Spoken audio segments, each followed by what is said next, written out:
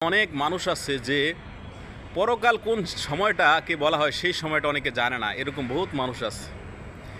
এই সময়টা যে চলতেছে এই সময়টার নাম কি এটাও জানে না। এরকম সাধারণ মানুষ আমাদের মধ্যে অনেক আছে। আল্লাহ তাআলা সকলকে এই দিকগুলো বুঝে আমল করার তৌফিক দান করে দেখ। আমরা যে এখানে আছি এই জগৎটার নাম হচ্ছে ইহকাল জগৎ, অর্থাৎ দুনিয়ার জিন্দিগি। এই দুনিয়ার জিন্দিগিটা অতিক্রম করে যাওয়ার পরেই একটা জিন্দিগি আমাদের জন্য অপেক্ষা করছে। আপনি চাইলেও এখানে থাকতে পারবেন না, ওই জিন্দিগি যাইতে হবে, আর না চাইলেও আপনি যাইতে হবে। কারণ কালের আবর্তনে এমন একটা সময় চলে আসবে আপনার পরকালে যাইতে বাধ্য। আপনি মৃত্যুবরণ করবেন, পরকালে যেতে হবে। পরকাল বলা হয় মৃত্যুর পরের যে জীবনটা, সেটাই হচ্ছে পরকাল। মানুষ যখন মারা যায় তখন এলান করে দেওয়া হয় যে লোকটি ইন্তেকাল করেছেন।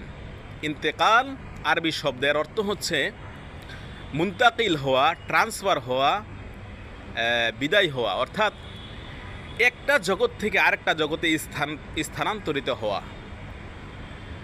আমরা একটা জগতে ছিলাম, আরেকটা জগতে এসেছি এবং এখান থেকে আমরা আরেকটা জগতে চলে যাব। যেখানে আমরা ছিলাম ওই জগৎটার কোনো কাইফিয়ত বা কি বলে নমুনা আমাদের জানা নাই। ওইটার নাম হচ্ছে আলমে আরোহা, অর্থাৎ রুহের জগৎ। রুহের জগৎ থেকে আমরা আসছি এই জগতে, আলমে আসবাব অর্থাৎ বস্তু জগতে আসছি। এই জগৎ থেকে আমরা আরেকটা জগতে চলে যাব, আলমে বারজাক। সেই জগৎটাকে বলা হয় পরকালের জিন্দিগি। ওই জিন্দিগিটাতে আমাদের অবস্থান করতে হবে অনন্তকালের জন্য, যার কোনো শেষ নেই, যার কোনো সীমা নাই।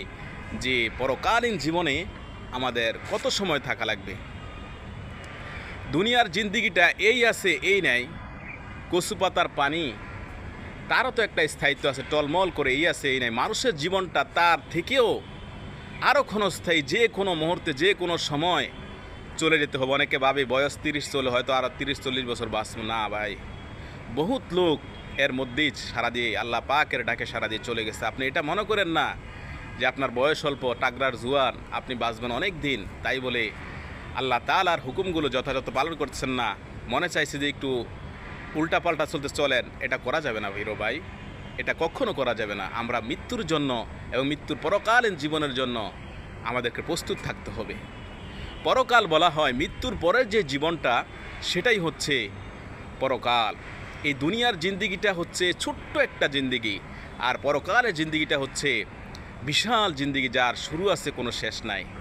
দুনিয়ার জিন্দিগিটা কত বড় আর পরকালের জিন্দিগিটা কত ছোট, এর দৃষ্টান্তটা আমি আপনাদের সামনে উপস্থাপনা করতে চাই। ইনশাআল্লাহ সংক্ষিপ্ত সময় আলোচনা করে শেষ করে দেব।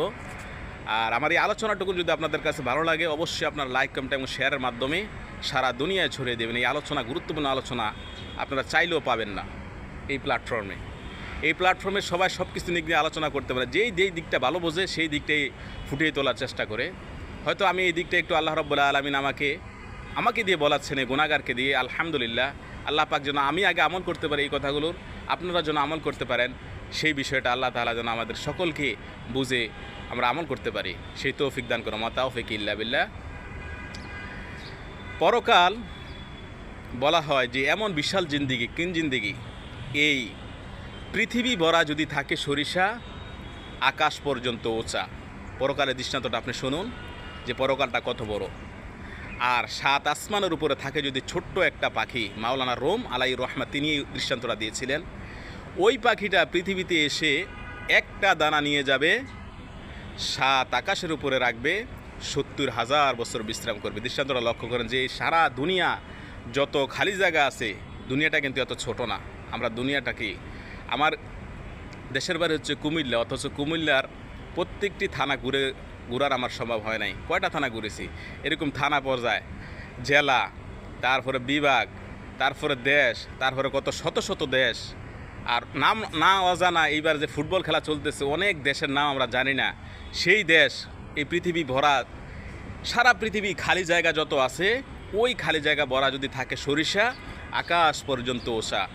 আর সেই সপ্ত আকাশের উপরে থাকে যদি ছোট্ট একটা পাখি, ওই পাখিটা পৃথিবীতে এসে একটা দানা নিয়ে যাবে, 7 আকাশের উপরে রাখবে, 70,000 বছর বিশ্রাম করবে। তারপরে 70,000 বছর বিশ্রামের পর সে আবার আসবে, এসে গিয়ে আরেকটা দানা পৃথিবীতে এসে নিয়ে যাবে, 7 আকাশের উপরে রাখবে, 70,000 বছর বিশ্রাম করবে। মাওলানা রুম বলেন, অমনি করে সেই পাখিটি 70,000 বছরের বিরতিতে একটা একটা দানা নিতে নিতে তামাম পৃথিবীর সমস্ত দানাগুলি যদি 7 আকাশের উপরে নেওয়া হয়েও যায় কোনো দিন, তবুও আল্লাহ রব্বুল আলামিন মানুষের জন্য যেই পরকালের জীবন তৈরি করেছেন সেই জীবনের শেষ হবে না। কি বিশাল, কি জীবন, যার কোনো শেষ নাই, যার কোনো সীমা নাই।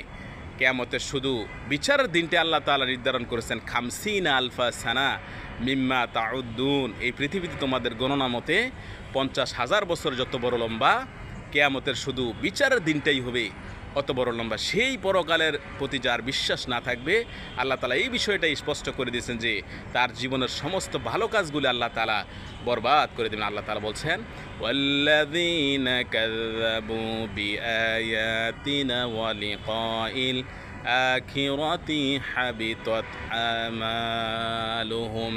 পরকালকে যারা বিশ্বাস করবে না, আখিরাতের দিনের পরে যাদের ঈমান থাকবে না, যারা বিশ্বাস করবে না, আল্লাহ রব্বুল আলামিন তাদের জীবনের সমস্ত ভালো কাজগুলিকে আল্লাহ তাআলা বরবাদ করে দিবেন। তাদের জীবনের সমস্ত ভালো কাজগুলি নিষ্ফল, বেকার, যারা নাকি পরকালকে বিশ্বাস করবে না।